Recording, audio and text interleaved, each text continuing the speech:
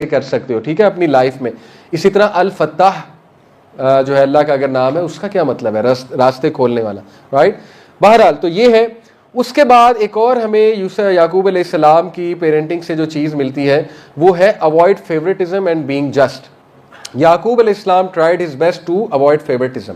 एक सहाबी नबी सल्लल्लाहु अलैहि वसल्लम के पास आए और उन्होंने खुद बताया कि मैंने अपने एक बेटे को इतना गिफ्ट दिया है। तो नबी सल्लल्लाहु अलैहि वसल्लम ने उनसे फ़ौरन पूछा कि बाकियों को? तो वो एकदम खामोश हो गए, कहते नहीं बाकियों को नहीं दिया इतना। नबी सल्लल्लाहु अलैहि वसल्लम ने कहा कि क्या आप चाहोगे कि आपके साथ भी ऐसा हो? ऐसी बात की, यानी आपका बाप आपके साथ ऐसा करता? कहा नहीं। तो कहा फिर ऐसे ना करो। यानी दीन ये तालीम देता है कि अगर गिफ्ट देना है तो वो कोशिश करनी चाहिए इक्वल होना चाहिए, अदरवाइज यू विल इन्वाइट बिला वजह का एक फेवरेटिज्म का एलिमेंट और बच्चों के माइंड में आ सकता है, ठीक है। हाँ, दिल की कैफियत वो कंट्रोल में नहीं होती। जैसे याकूब अलैहिस्सलाम का जो दिल का मामला था वो यूसुफ इस्लाम के साथ ही अटैच था, लेकिन दुनियावी तौर पे उन्होंने कभी भी इस तरह से नहीं किया कि इनइक्वालिटी की हो। तो ये भी पेरेंट्स को समझना बड़ा ज़रूरी है कि कोशिश की जाए, पूरी हतमी कोशिश, कि बच्चों के साथ इक्वालिटी के साथ चला जाए और फेवरेटिज्म को अवॉइड किया जाए, ठीक है। उसके बाद आप देखिए कि याकूब अलैहिस्सलाम की पेरेंटिंग में तवक्कल कूट कूट के भरा हुआ है। याकूब अलैहिस्सलाम ने अपनी मिसाल से बच्चों को तवक्कल सिखाया। पेरेंट्स आज कहते हैं बच्चे ख़राब हो रहे हैं, बच्चे मोबाइल बहुत यूज़ कर रहे हैं, बच्चे स्क्रीन टाइम बहुत है उनका। सवाल ये पैदा होता है आपकी अपनी मिसाल क्या है? सवाल ये पैदा होता है आप घर में क्या करते हैं? क्या आप किताबें पढ़ते हैं? अगर बच्चा आपके हाथ में किताबें नहीं देख रहा तो खुद कहाँ से पढ़ेगा? आप मोबाइल को नहीं रेजिस्ट कर पा रहे, हालांकि मोबाइल तो आप बतौर बड़े आपको पता भी है डिजिटल एडिक्शन के नुकसान क्या है, आपसे नहीं रेजिस्ट हो रहा, वो तो बच्चा उससे कैसे होगा? तो बच्चे अब इसको बहाना ना बना लें। मैं सिर्फ पेरेंट्स को समझाने की ये कोशिश कर रहा हूँ कि देखें, समझना चाहिए कि अगर आपकी इमिटेशन नहीं है, बच्चा जो है ना सबसे ज़्यादा इमिटेशन से सीखता है, साइकोलॉजिकली स्पीकिंग, नफ्सियाती तौर पे प्रूवन है, रिसर्चेज हैं, सबसे ज़्यादा औलाद जिस चीज़ से सीखती है वो माँ बाप को कॉपी करके सीखती है। जो बाप का रवैया होगा माँ के साथ, वो बच्चा सीख रहा है कि मैं भी कल को ऐसा शौहर बनूंगा, ठीक है। जिस तरह बाप माँ को ट्रीट कर रहा है, जिस तरह माँ शौहर को ट्रीट कर रही है, उससे वो बच्चियाँ सीख रही हैं। तो ये बड़ा इंपॉर्टेंट है माँ बाप के लिए। तो याकूब अलैहिस्सलाम ने अपनी मिसाल से तवक्कल सिखाया। कैसे? एंड तक पुरुमीद रहे, अपनी मिसाल दे रहे हैं, एंड तक अल्लाह के बारे में पॉजिटिव जुमले कहे हैं, एंड तक यही कहते रहे अल्लाह चाहेगा तो सब ठीक हो जाएगा, अल्लाह मेरी औलाद को सबको इकट्ठा कर देगा, और अपनी मिसाल से सब्रुन जमील की आला मिसाल कायम कर रहे हैं। अब सोचे कोई बाप हो, वो बच्चों का सब्रुन जमील और ख़ुद उसमें सब्र कोई ना हो, ठीक है। तो बाप पे बहुत बड़ी जिम्मेदारी है कि अपनी एग्जाम्पल से औलाद को सिखाए और एक दाना बाप बने, एक बुजुर्ग जैसा इंसान होता है वैसा बने, ठीक है। ये हमें बात पता लगी। तो आखिरी बात उनकी पेरेंटिंग से है, एनकरेज अ ग्रोथ माइंडसेट। आप देखें कि क्या तरबियत थी यूसुफ अलैहिस्सलाम की, बाप की ही तरबियत थी कि उन्होंने अपनी औलाद का ग्रोथ माइंडसेट रखा था। ग्रोथ माइंडसेट और फेलियर माइंडसेट में क्या फ़र्क है? फेलियर माइंडसेट वाले लोग हालात को ब्लेम करके ठप हो जाते हैं। हालात ऐसे थे, हालात ऐसे थे, वैसे थे, स्कूल नहीं अच्छा था, टीचर नहीं अच्छे थे, यूनिवर्सिटी नहीं अच्छी, पाकिस्तान के हालात ख़राब थे, माँ बाप ने सही नहीं पढ़ाया, माँ बाप ने मुझे स्किल ही नहीं सिखाया, हर चीज़ का ब्लेम हालात हालात हालात, लोग लोग लोग लोग लोग। ग्रोथ माइंडसेट वाले लोग क्या करते हैं? हालात को ब्लेम नहीं करते हैं, वो अपने एटीट्यूड को ठीक करते हैं, अपनी मिस्टेक देखते हैं और आगे मूव फॉरवर्ड करते हैं।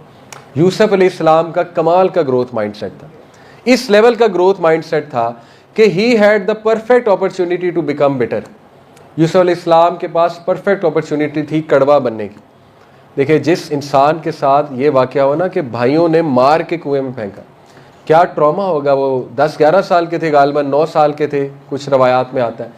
उस बच्चे का ट्रस्ट क्या टूटा होगा रिश्तेदारों पे, आप सोच सकते हैं। बच्चे का ट्रस्ट होता है, वो ट्रस्ट टूट गया होगा उनका।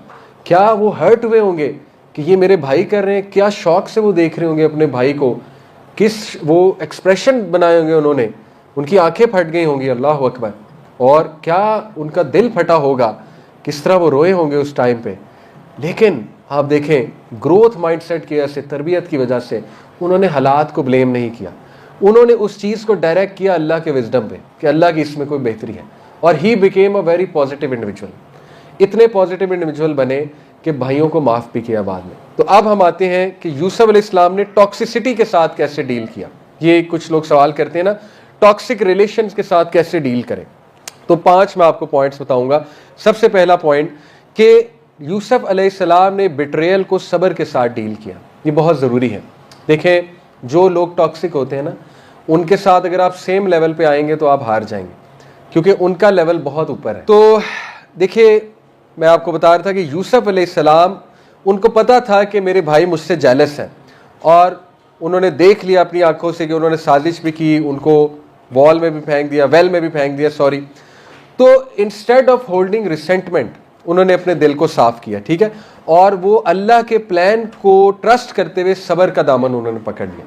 ये बहुत ज़रूरी है। देखें, आपके साथ कोई ज़्यादती होती है तो हमें तो तकदीर का कॉन्सेप्ट इतना खूबसूरत है हमारे लिए कि मुसलमान फ़ौरन जो है वो तकदीर का सोचता है। मुसलमान कहता है कि यार ज़रूर अल्लाह की इसमें कोई बेहतरी होगी, मैंने अपनी कोई कसर नहीं छोड़ी, मैं अच्छा हूँ सबके साथ, लेकिन अगर मेरे साथ रिटर्न में ये रवैया हो रहा है तो फिर ज़रूर अल्लाह मुझे कुछ सिखा रहा है, फिर ज़रूर अल्लाह का कुछ विजडम है इसमें।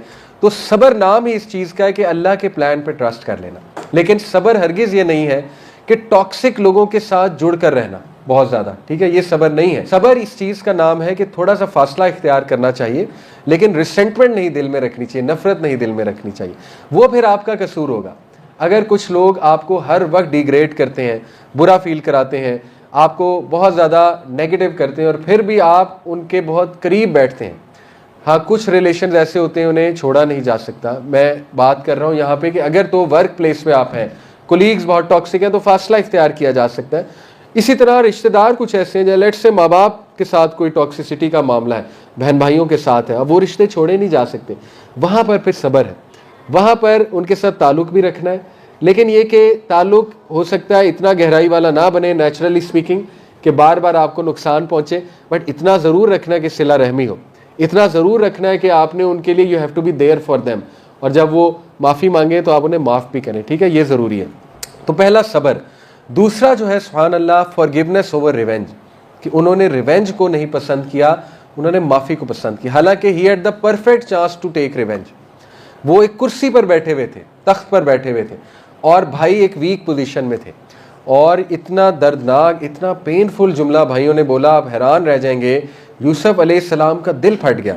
वो मैं आपको जो है आयत सुनाता हूँ, आयत नंबर 77 है गालिबन, इस पर गौर कीजिएगा कि जब यूसुफ अलैहिस्सलाम ने वो पूरा एक इंसिडेंट था ना, बिन यमीन को अपने पास रखने के लिए उन्हीं के बैग में जो प्याला था, बर्तन था, तो यूसुफ अलैहिस्सलाम ने जब उनको कहा कि तुम्हारे भाई ने इस तरह से चोरी की है तो यह मैं ही रखूँगा अपने पास, भाइयों ने पता क्या कहा? आयत नंबर 77 है, भाइयों ने कहा हाँ ये चोर है, इसका एक भाई था वो भी चोर था। अल्लाह अकबर। यूसुफ अलैहिस्सलाम का कलेजा फट गया होगा कि यार